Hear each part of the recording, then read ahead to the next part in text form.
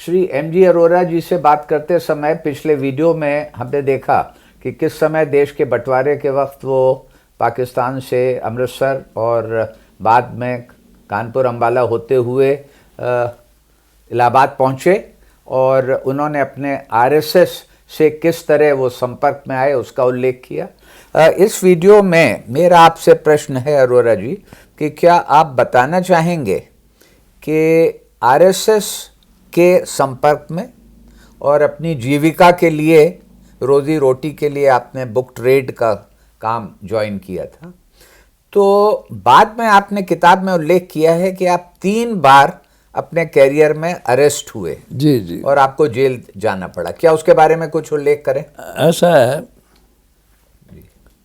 कि 1947 के एंड में जी हम अम्बाला कैंट आए थे। जी।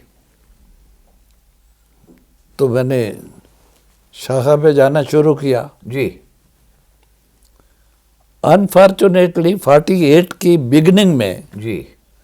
महात्मा गांधी का मर्डर हो गया। जी, जनवरी में। जी हाँ। और 48 के अंदर आरएसएस के ऊपर बैन लग गया। जी।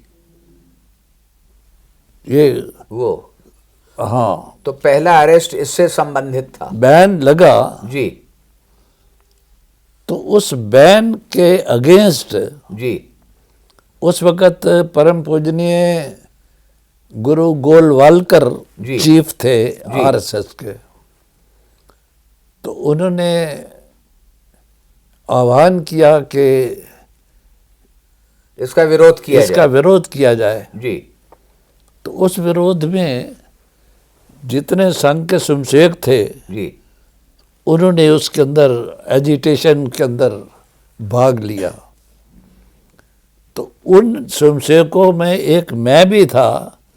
उम्र मेरी सिर्फ 15-16 साल थी उस वक़्त। तो 15-16 साल में पहली बार आपको? हाँ, 16 साल जी। की थी। जी।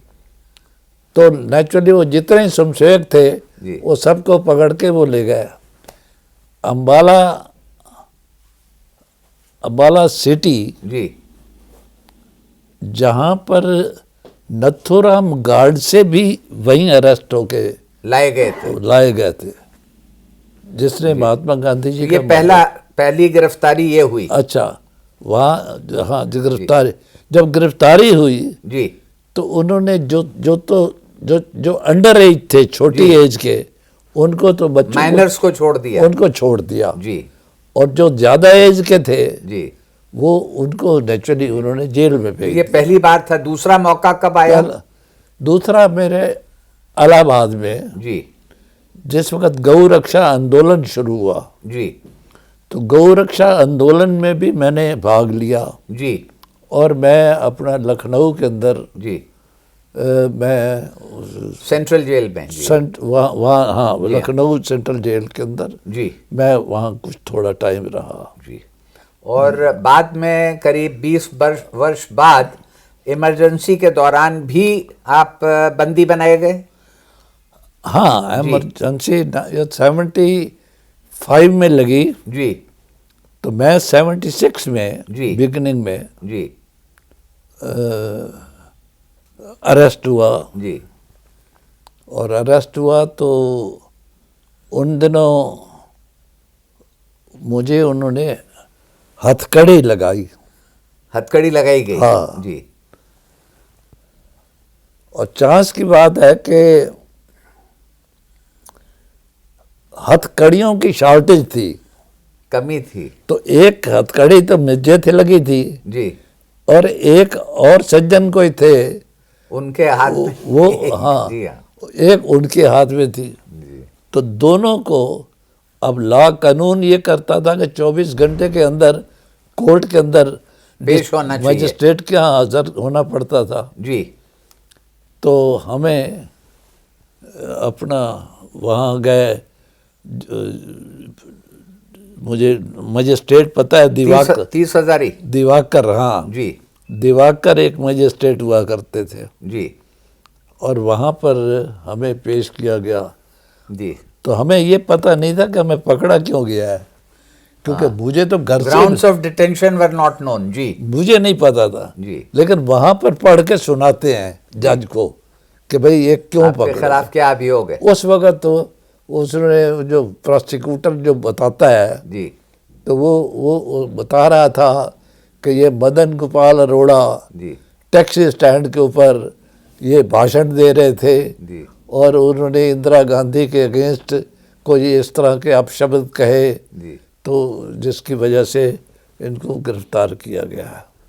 तो वो सही था या मनगढ़ंत था? मनगढ़ंत कुछ नहीं, मुझे तो घर से ले गए थे। अच्छा मैं घर पे बैठा था जी और घर पे इंस्पेक्टर पुलिस वाला आया जी। और कहने लगा जी आपको जहाँ थाने में बुलाया है।